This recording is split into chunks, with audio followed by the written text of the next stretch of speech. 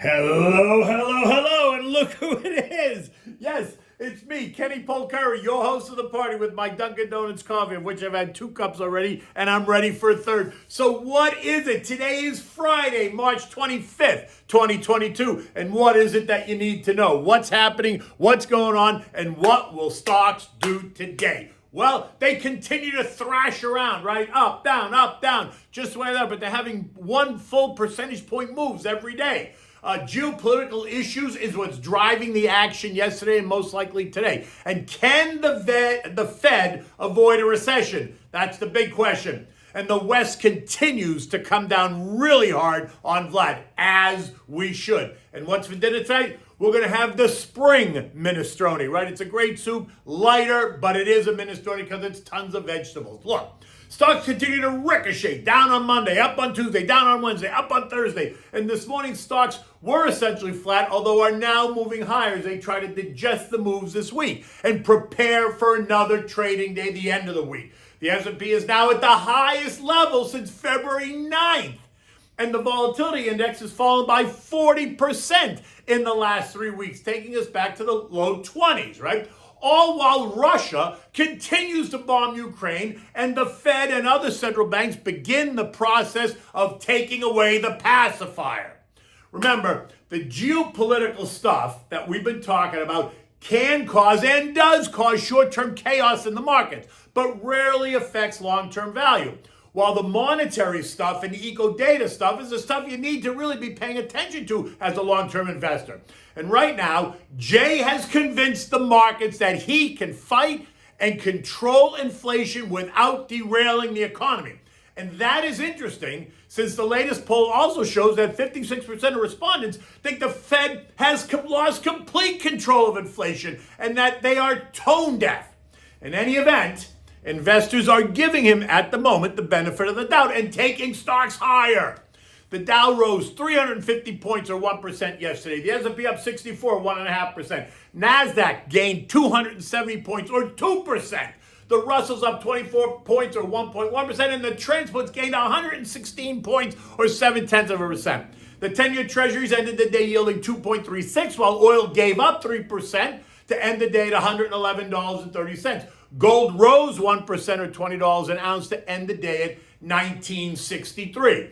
Tech showing the biggest gains as investors are now go sift through the mess. The SOX, which is the iShares Semiconductor ETF, galloped ahead, gaining 5% or $22 a share to its value, right? We'll talk more about that in a minute. The tech ETF XLK rose 2.6%, outperforming the broader market. Basic materials, XLB, in second place, up 2%. Communications, XLC, up 1.6%. Utilities and healthcare rounding out the 1% gainers, while everything else rose less than 1%. The value trade, SPYV, up 1%, while growth, SPYG, gained nearly 2%. And again, that makes sense. All while the short hedges lost value, right? The PSQ, which is the NASDAQ short, fell by 2.2%, while clearly remember the NASDAQ rose by 2%. So that makes sense, right? They're contra. Yesterday's moves came on the back of a bunch of mixed data points. Initial jobless claims falling to lows not seen since 1969, which is bullish, but then is also expected to continue to put upward pressure on wages, and that's going to continue to fuel the wage price spiral. Inflation reminiscent of the late 1970s. Durable goods plunged by 2.2% versus the expected decrease of 0.6%, and durable goods ex-transport fell by 0.6% versus the expected increase of 0.6%. And that is considered bearish. But let's shine a bit of light on that and why this happened, right? Durable goods are things that have shelf life. They're not purchased very often. They tend to last at least 3+ years. Think about things like appliances, cars, furniture, consumer electronics, tools, sporting goods. And so why would durable goods orders have fallen when the economy is supposed to be so hot? Because there's a supply chain issue and there's a semiconductor issue. Look, you have to wait at least 6 months if you want to buy a car. 6 months, 7 months maybe. Think of all the semiconductors that car needs, and they can't get them. You have to wait 4 months to get a new dishwasher or refrigerator or stove, if you can even get it. Again, think about semiconductors, right? You can't find a piece of furniture in the Ethan Allen store that you can take home with you, but if you order it, you can expect it to take 6 or 7 months as well. That's not a semiconductor issue, that's a supply chain issue. And so my sense is here that people are choosing to stick with what they got. No need to upgrade the car after 3 years. Forget about it. Not going to renovate the kitchen when I can't plan on a finish date, and I'm not going to certainly renovate my bathroom if I don't know how long it's going to take me to get a toilet. So while durable goods were down, they're not down because the economy's in distress. But when that happens, then watch what durable goods will do. Talk about plunging. They will just fall out of bed. And I say distress because right now the Fed, the thinking is that the Fed is going to have to force us into a recession in order to stop the advance of rising prices.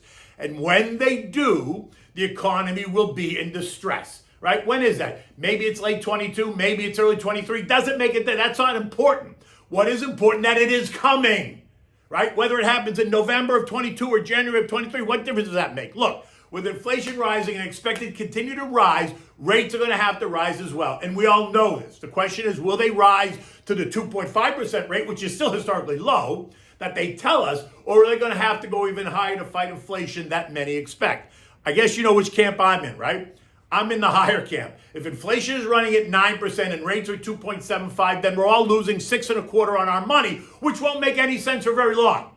Rates will have to rise to combat the loss in buying power.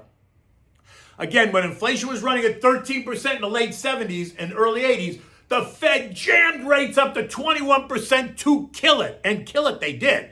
But they had to jam rates higher in order to kill it. Now, I'm not saying rates are going to 21% at all.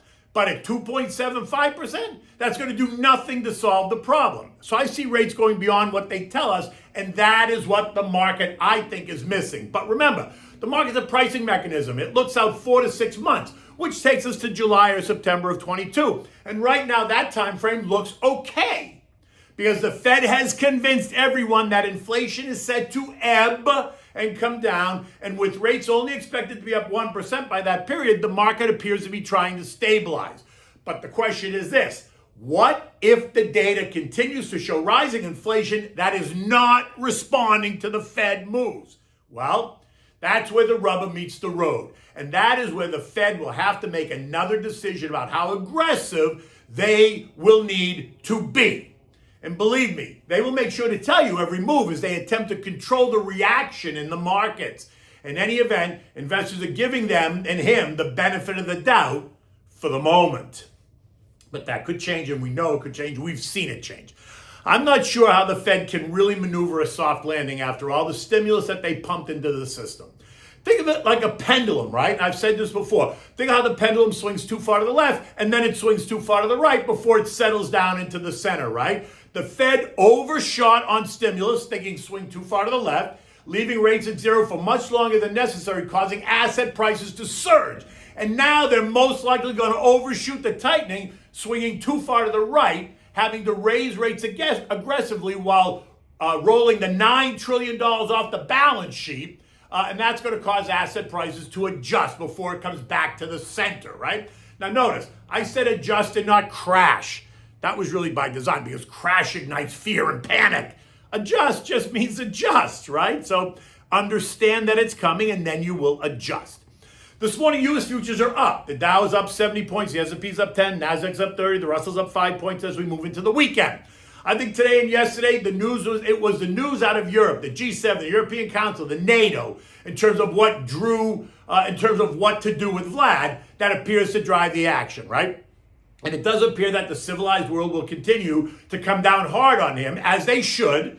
But in the end, I don't think any of this is going to cause him to change his course. Not now. It's way too late. He has to continue to destroy Ukraine. He needs a way out. If he's going to change, he needs a way out that allows him to save face and to get something in order for him to even consider backing off. And I'm not sure that anyone's ready to do that at the moment. Eco data today includes pending home sales, month over month expected to be up 1%, while year over year pending home sales are expected to be down 2.2%. Now remember what we saw existing home sales, they plunged, right? We're also going to get consumer sentiment survey and inflation expectations. University of Michigan 1-year inflation expectation is 5.4%, while 5 to 10-year inflation suggests a rate of 3%. I think that's ridiculous. I think it's absolutely useless because who can predict 5 to 10 years out on inflation? I mean, come on, let's just be serious. I don't know why they publish it, but they do. I pay no attention. European markets are also a bit higher. They're all up about 0.5% across the board. The action in Europe being driven by the same factors: the geopolitical crisis, the global response, and the tightening monetary policy by central banks, right? That is the theme. Cryptos continue to advance. Bitcoin is now trading at 44,500 while Ethereum is trading at 3,150, just up slightly over yesterday, but they are finding a bid. Like I said yesterday, there are two key levels on the S&P to watch. 4420 on the downside, 4560 on the upside. And last night we closed at 4520. So 4560 is only 40 points away or less than 1% on the S&P. And this will be key to what happens next. If we kiss 4560 and then pierce it, then the algos will kick in on the buy side. They will cancel the supply on the sell side, leaving a vacuum in prices, causing prices to surge up and challenge the early January highs of 4,800. So stay tuned because we're right on a very interesting place. In the end, remember, investing is not static. It is dynamic and it is long term. The issues surrounding the markets right now will fade over time, but they will continue to cause volatility in the months ahead. Stick to your plan. Have a plan, right? Have names that will provide stability. And right now, big, boring, beautiful U.S. mega cap names that are big divvy payers will help you protect your capital in an anxious time while also participating in the market. Okay, so what are we having for dinner tonight?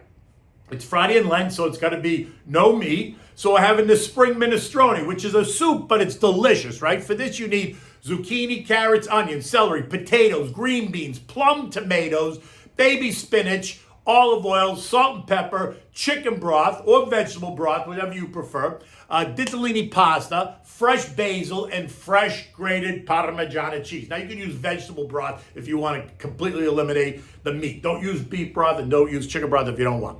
So it's a great dish. It's easy to make, not heavy. It's gluten-free if you don't use the pasta. And it's always helpful when you're trying to diet, right? Because it fills you up without feeling stuffed, right? Now, begin by heating up some olive oil in a large pot. Add the sliced carrot, celery, and onion. Saute for 5 minutes or so. Now add the beans and the potatoes diced into bite-sized pieces. Allow that to cook for another 3 minutes or so.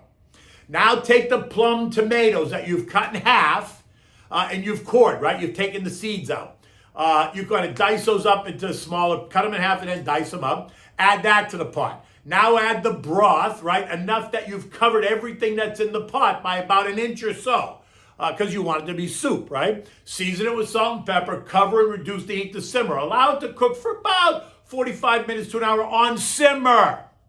Keep your eyes on it. Add more broth if it evaporates and you think you need it. Now, when you're almost ready to eat, after about an hour, you want to bring another pot of salted water to a boil and add the ditalini pasta, right? The tiny, tiny, tiny little soup pasta. Only use about a half of the box because the ditalini grows and then it will suck up the soup, right? You can always add more broth if it does that, or water if it does that, right?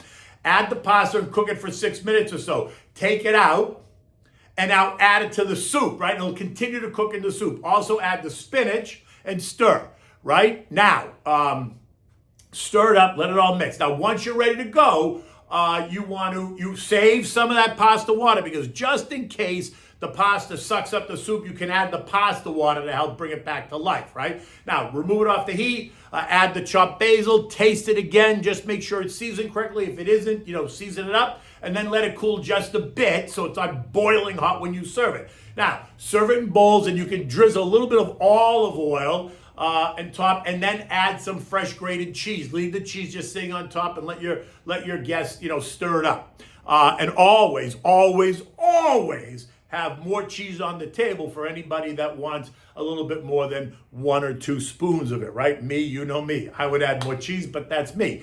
In any event, it is Friday morning. The weekend's coming. I will be on Fox Business at 9 o'clock with my friend Stuart Varney on Varney & Co., so make sure to tune in. Until then, have a great weekend, and I'll see you on Monday.